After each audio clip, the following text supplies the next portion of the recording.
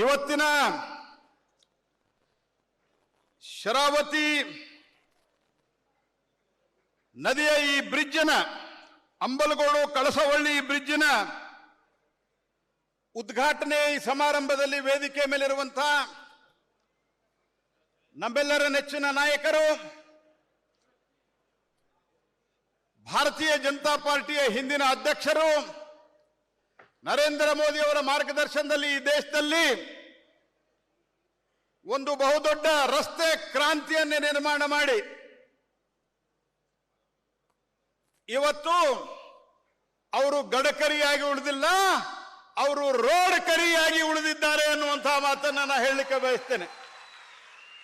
Road ಕರಿ ಅಂತೇನೆ ಅವ್ರಿಗೆ ಹೆಸರು. ಮ್ಯಾನ್ ಆಫ್ ನ್ಯಾಷನಲ್ ಹೈವೇ ಅಂತ ಯಾರನ್ನಾದ್ರೂ ದೇಶದೊಳಗ ಮುಂದಿನ ತಲಾಂತರವರೆಗೆ ಕರೆದ್ರೆ ಅದು ಸನ್ಮಾನ್ಯ ನಿತಿನ್ ಗಡ್ಕರಿ ಅವರು ಅನ್ನುವಂಥದ್ದನ್ನ ನಾವು ನೆನಪಿಟ್ಟುಕೊಳ್ಬೇಕಾಗ್ತದೆ ಸ್ನೇಹಿತರೆ. ಹಿರಿಯರಾದಂತಹ BS ಯಡಿಯೂರಪ್ಪನವರೇ ಹಾಗೂ ಇವತ್ತಿನ ಈ ಕಾರ್ಯಕ್ರಮದಲ್ಲಿ ಅತ್ಯಂತ ಉತ್ಸಾಹದಿಂದ ಭಾಗವಹಿಸಿರುವಂತಹ ರಾಜ್ಯದ ಅತ್ಯಂತ ಹಿರಿಯ ರಾಜಕಾರಣಿಯಾದಂತಹ ಶ್ರೀ ಕಾಗೋಡು ತಿಮ್ಮಪ್ಪನವರೇ ಮತ್ತು ಈ ಬ್ರಿಡ್ಜ್ ಆಗುವವರೆಗೆ ಬಹಳ ದೊಡ್ಡ ಪ್ರಮಾಣದಲ್ಲಿ ಫಾಲೋ ಅಪ್ ಮಾಡಿ ಬೆನ್ನತ್ತಿ ಕೆಲಸ ಆಗುವಂತೆ ನೋಡಿಕೊಂಡಿರುವಂತಹ ಶ್ರೀ BY ರಾಘವೇಂದ್ರ ಅವರೇ ಈ ಭಾಗದ ಲೋಕಸಭಾ ಸದಸ್ಯರು. ಒಂದಂತೂ ಹೇಳ್ತೀನಿ, ರಾಘವೇಂದ್ರನಷ್ಟು ಫಾಲೋ ಅಪ್ ಯಾರಾದರೂ ಮಾಡಿದ್ರೆ ಆ ಮಂತ್ರಾಲಯದ ರಾಘವೇಂದ್ರನ ಒಲಿದು ಬಿಡ್ತಾರೆ. ಆ ರೀತಿ ಫಾಲೋ ಅಪ್ ಅನ್ನ ರಾಘವೇಂದ್ರ ಅವರು ಮಾಡ್ತಾರೆ. ಮತ್ತು ಯಡಿಯೂರಪ್ಪನವರಿಗೆ ಹೋಲಿಸಿದ್ರೆ गडकरी साहब ये राघवेंद्र है ना, येडियूरप्पा जी को कंपेयर करते हैं तो बहुत शांत स्वभाव का व्यक्ति है बहुत ही एकदम कभी भी एकदम शांत रहते हैं. तो ऐसे श्री राघवेंद्र जी राज्यದ ಅಧ್ಯಕ್ಷರಾದಂತಹ ಕ್ರಿಯಾಶೀಲ ಅಧ್ಯಕ್ಷರಾದಂತಹ ಶ್ರೀ BY ವಿಜೇಂದ್ರ ಅವರೇ,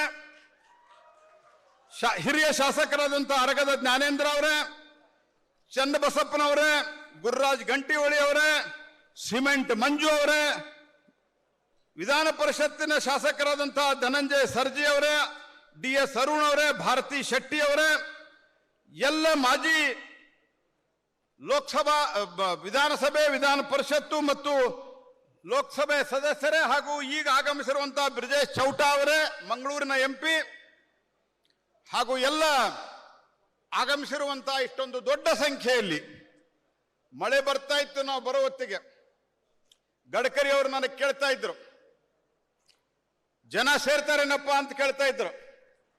ನಾನು ಹೇಳಿದೆ, ನೀವು ಮಾಡಿದಂತಹ ಕಾರ್ಯ ಇಂಥ ಒಂದು ಅದ್ಭುತವಾದಂತಹ ಕಾರ್ಯ ಅದ.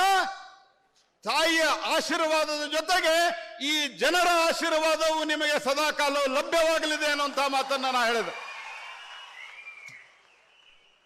ಸ್ನೇಹಿತರೆ, ಈ ದೇಶದ ಇತಿಹಾಸದೊಳಗ ಒಂದು 25-30 ಸಾವಿರ ಜನ गडकरी साहब 25,000 से 30,000 लोगों के लिए एक छोटा सा सड़क, एक छोटा सा रास्ता, वो तो जब इसके लिए एक बहुत बड़ा ब्रिज बनाना था, आपने इसको नेशनल हाईवे कन्वर्ट करा दिया. इससे मैजिक और क्या हो सकता है. तो नेशनल हाईवे कन्वर्ट करके, क्योंकि अगर ये स्टेट हाईवे है, स्थानीय सड़क है, तो आप इतना बड़ा ब्रिज नहीं बना सकते थे. इसलिए आपने ಇದನ್ನು ಒಂದು ಸನ್ಮಾನ್ಯ ಗಡ್ಕರಿ ಅವರು ಮೊದಲೊಂದು ಸಾಮಾನ್ಯ ರಸ್ತೆ ಇದ್ದದ್ದನ್ನ ರಾಷ್ಟ್ರೀಯ ಹೆದ್ದಾರಿಯನ್ನಾಗಿ ಪರಿವರ್ತಿಸಿ 473 ಕೋಟಿ ರೂಪಾಯಿಯ ಒಂದು ಈ ಬ್ರಿಡ್ಜ್ ಅನ್ನು ಅವರು ನಿರ್ಮಾಣ ಮಾಡಿದ್ದಾರೆ. ಸ್ನೇಹಿತರೆ, ಮತ್ತು ನಮ್ಮ ಪ್ರಧಾನಮಂತ್ರಿಗಳ ಒಂದು ನಿರ್ದೇಶನ ಇದೆ ನಮ್ಮೆಲ್ಲರಿಗೂ. ಆ ನಿರ್ದೇಶನ ಏನು ಅಂತಂದ್ರೆ, ನೀವು ಏನು ಶಂಕುಸ್ಥಾಪನೆಯನ್ನು ಮಾಡ್ತೀರಿ ನೀವೇ ಉದ್ಘಾಟನೆ ಮಾಡಬೇಕಂತ ಹೇಳಿ. ಅದನ್ನ ಸನ್ಮಾನ್ಯ ಗಡ್ಕರಿ ಅವರು 100% ಅವರು ಮೊದಲಿನಿಂದಲೇ ಪಾಲನೆ ಮಾಡ್ತಾ ಬಂದಿದ್ದಾರೆ. ಯಾವ ರಸ್ತೆ, ಯಾವ ಬ್ರಿಡ್ಜ್, ಯಾವ ಹೈವೇ ಅವರು ಶಂಕುಸ್ಥಾಪನೆ ಮಾಡ್ತಾರೆ, ಅದನ್ನ ಅವರೇ ಉದ್ಘಾಟನೆ ಮಾಡ್ತಾರೆ ಅನ್ಲಿಕ್ಕೆ ಇವತ್ತು ಈ ಸಿಗಂದೂರು ಬ್ರಿಡ್ಜ್ ಒಂದು ಉದಾಹರಣೆ ಅಂತ ನಾನು ಭಾವಿಸ್ತೇನೆ ಸ್ನೇಹಿತರೆ. ಹಾಗಾಗಿ ಇದು ಬಹಳ ವರ್ಷಗಳ ಕಾಲ 1942ರಲ್ಲಿ ಮೈಸೂರು ಮಹಾರಾಜರ ಹಿರೇಭಾಸ್ಕರ ಅಣೆಕಟ್ಟು ನಿರ್ಮಿಸಿದ ನಂತರ 1964ರಲ್ಲಿ ಇದರ ಎತ್ತರವನ್ನು 1819 ಅಡಿಗೆ ಎತ್ತರಿಸಿದಾಗಿನಿಂದ ಇದರ ಸಮಸ್ಯೆ ಬಹಳ ಜಾಸ್ತಿ ಶುರುವಾಯಿತು. ಹಾಗಾಗಿ ದೊಡ್ಡ ಪ್ರಮಾಣದ ಜಲವಿದ್ಯುತ್ ಇಲ್ಲಿ ಉತ್ಪಾದನೆ ಆಗ್ತಾ ಇದ್ರು. 65% ವಿದ್ಯುತ್ ಜಲವಿದ್ಯುತ್ ಕರ್ನಾಟಕದಲ್ಲೇ ವಿದ್ಯುತ್ ಉತ್ಪಾದನೆ ಆಗ್ತಾ ಇದ್ರು ಸಹಿತ ಇಲ್ಲಿಂದ ಜನರಿಗೆ ಹೋಗೋದು ತೊಂದರೆ ಆಗ್ತಾ ಇತ್ತು. ಅನೇಕ ಸರ್ತಿ 110 kilometre 110 kilometre people use to cover sir. ಇವತ್ತು ತಮ್ಮ ಆಶೀರ್ವಾದದಿಂದ 30-40 ಕಿಲೋಮೀಟರ್ ಮ್ಯಾಕ್ಸಿಮಮ್ ದೂರ ಆಗ್ತದೆ. ಎಲ್ಲವೂ ಸೇರಿ ಎಂಥದ್ದೇ ದೂರದ ಹಳ್ಳಿಗಿರಲಿ, and it will cover just in half an hour sir. People are really indebted to you. ಜೋರಾಗಿ ನಾನು ತಮಗೆ ವಿನಂತಿ ಮಾಡ್ತೇನೆ, ಸನ್ಮಾನ್ಯ ಗಡ್ಕರಿ ಅವರಿಗೆ ಜೋರಾಗಿ ಎದ್ದು ನಿಂತು ಒಂದು ಸರ್ತಿ ಚಪ್ಪಾಳೆಯನ್ನು ತಟ್ಟಬೇಕು ನೀವು ಅನ್ನುವಂತಹ ವಿನಂತಿಯನ್ನು ಮಾಡ್ತೇನೆ. ಸ್ಟ್ಯಾಂಡಿಂಗ್ ಓವೇಷನ್, ಜೋರಾದ ಚಪ್ಪಾಳೆ.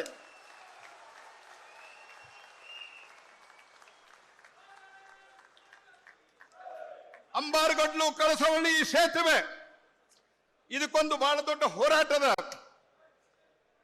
ಒಂದು ಬಹುದೊಡ್ಡ ಇತಿಹಾಸ ಇದೆ. ನನಗೆ ಹೆಸರು ಸರಿ ನೆನಪಿಲ್ಲ, ರಾಘವೇಂದ್ರ ಹೇಳುವಾಗ ಪರಮೇಶ್ವರ್ ಅಂತ ಒಬ್ಬರು ಇದ್ದಿರಲಿಲ್ಲ, ಅವರು ಹೋರಾಟ ಶುರು ಮಾಡಿದ್ರು. ಅದಾದ ನಂತರ ನಮ್ಮ ರಾಘವೇಂದ್ರ ಅವರ ಇದರಲ್ಲಿ ನಿಮಗೆ ಒಂದು ನಮಸ್ಕಾರ. ಅದಾದ ನಂತರ ನಮ್ಮ ಇಲ್ಲಿಯ ಸ್ಥಳೀಯ ಹುಡುಗ ಒಬ್ಬವ, ನಮ್ಮ ರಾಘವೇಂದ್ರ ಯಡಿಯೂರಪ್ಪನವರ ಬಹಳ ಆಪ್ತನೇ ಹೌದವನು, ಪ್ರಸನ್ನ ಅಂತ ಹೇಳಿ, ಅವನು ಈ ಹೋರಾಟ ಸಮಿತಿಯ ಅಧ್ಯಕ್ಷತೆ ವಹಿಸಿದ. ನನಗೆ ಗೊತ್ತಿಲ್ಲ, ನಾನು 17-18ರಲ್ಲಿ ಇಲ್ಲಿ ಬಂದಾಗ ನನಗೆ ಅಲ್ಲಿ ಆ ಕಡೆ ಕರ್ಕೊಂಡು ಹೋದ್ರು ಒಂದು ಊರಿಗೆ, ಅಲ್ಲಿ ಸಿಗಿಸಾಕಿಸ್ಬಿಟ್ರು. ನೋಡ್ರಿ ಜನ ದಿವಸ ಹೆಂಗ್ ಮಾಡ್ತಾರ ಅಂತ ಹೇಳಿ, ನಿಮ್ಗೆ ಗೊತ್ತಾಗ್ಲಿ ಅಂತ ಹೇಳಿ.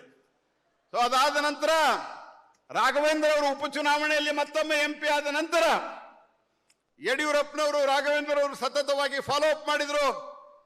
ಈ ಪ್ರಸನ್ನ ಅನೇಕ ಸರ್ತಿ ಆತನೂ ಡೆಲ್ಲಿಗೆ ಬಂದ, ಯಾಕಂದ್ರೆ ರಾಘವೇಂದ್ರ ಏನ್ ಮಾಡ್ತಾ ಇದ್ರು, ತಾವು ಮೊದಲು ಒತ್ತಾಯ ಮಾಡ್ತಾ ಇದ್ರು, ಆಮೇಲೆ ಈ ಡೆಲಿಗೇಷನ್ ಕಳಿಸ್ತಾ ಇದ್ರು.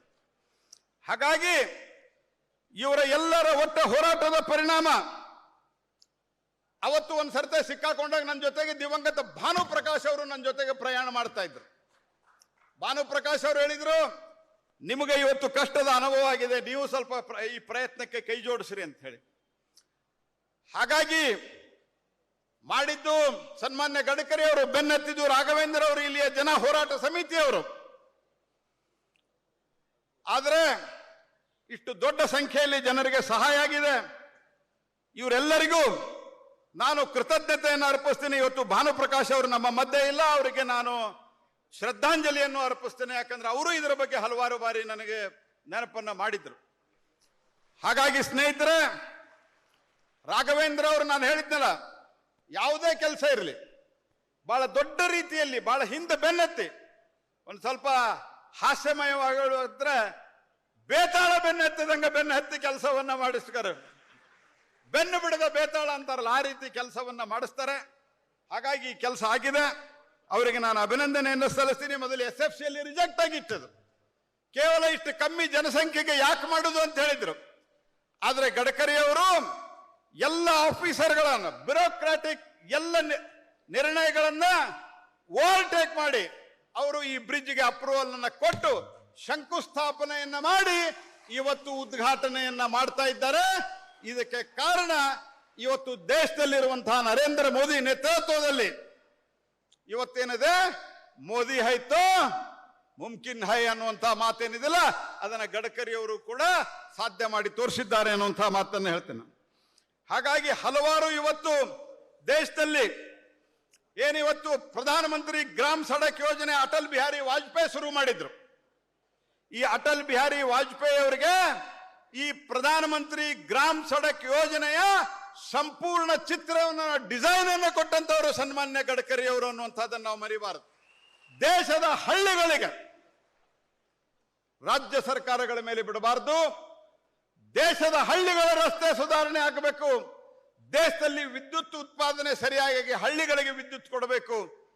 ಈ ರೀತಿಯಾದಂತಹ ಒಂದು ಕಲ್ಪನೆ ಕೊಟ್ಟು ಪ್ರಧಾನಮಂತ್ರಿ ಗ್ರಾಮ ಸಡಕ್ ಯೋಜನೆಯ ಇವತ್ತು ರೂವಾರಿ ಅಟಲ್ ಬಿಹಾರಿ ವಾಜಪೇಯಿ ಆದ್ರೆ ಅವತ್ತಿನ ಕಾಲದಲ್ಲಿ 90ರ 98ರ 99ರ ದಶಕದಲ್ಲಿ ಅದರ ಹಿಂದಿನ ರೂವಾರಿ ಸನ್ಮಾನ್ಯ ಗಡ್ಕರಿ ಅವರು ಅನ್ನುವಂಥದ್ದನ್ನು ನಾವು ನೆನಬೇಕಾಗ್ತದೆ ಸ್ನೇಹಿತರೆ. ಹಾಗಾಗಿ ಹಲವಾರು ಪ್ರಥಮಗಳನ್ನ ಸನ್ಮಾನ್ಯ ಗಡ್ಕರಿ ಅವರು ನಿರ್ಮಾಣ ಮಾಡಿದ್ದಾರೆ.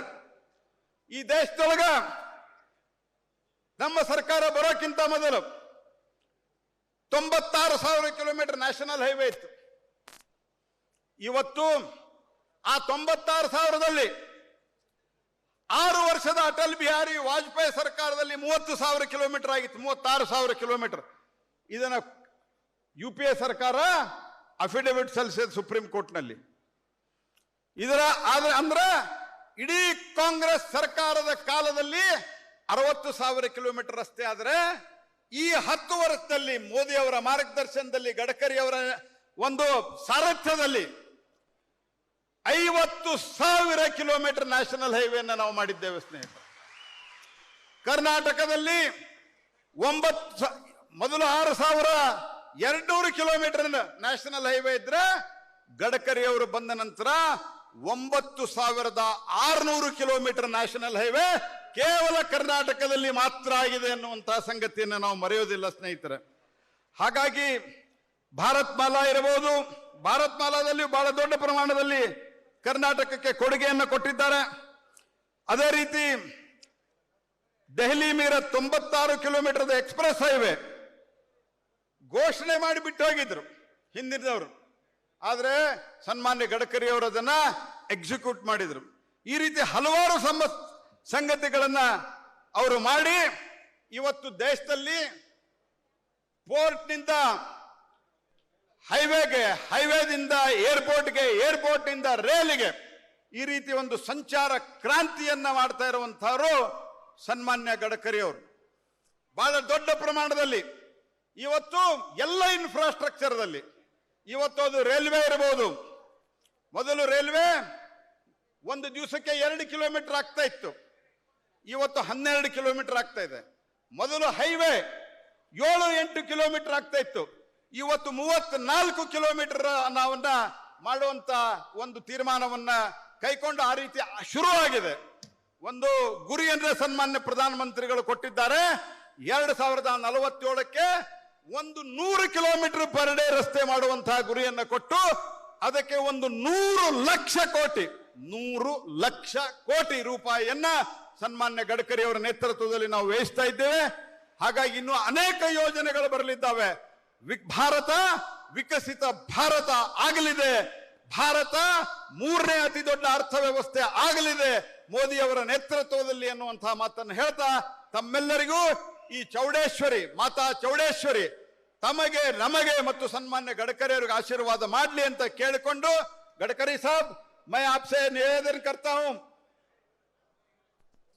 मैं एक निवेदन करता हूं साहब, इस ब्रिज का नाम माता चौड़ेश्वरी ब्रिज ऐसे रखना, ये मेरा आपको निवेदन है, क्योंकि राघवेंद्र जी भी डिमांड किया था, तो इसलिए आप इसको अनाउंस करना। ये मेरे इस विश्वास के साथ मैं आपको फिर एक बार धन्यवाद अर्पित करता हूं और राघवेंद्र और येडियुरप्पा जी को धन्यवाद अर्पित करते हुए सभी जो बैठे हुए हैं हमारे ಜನಪ್ರತಿನಿಧಿ ಅವರೆಲ್ಲರಿಗೂ ಅಭಿನಂದನೆ ಸಲ್ಲಿಸ್ತಾ ತಮ್ಮೆಲ್ಲರ ಹೋರಾಟಕ್ಕೆ ಸಂದ ಜಯ ಅನ್ನುವಂತಹ ಮಾತನ್ನು ಹೇಳ್ತಾ ತಾಯಿ ಚೌಡೇಶ್ವರಿಗೆ ನಮಿಸಿ ನನ್ನ ಮಾತನ್ನು ಮುಕ್ತಾಯಗೊಳಿಸ್ತೇನೆ. ನಮಸ್ಕಾರ.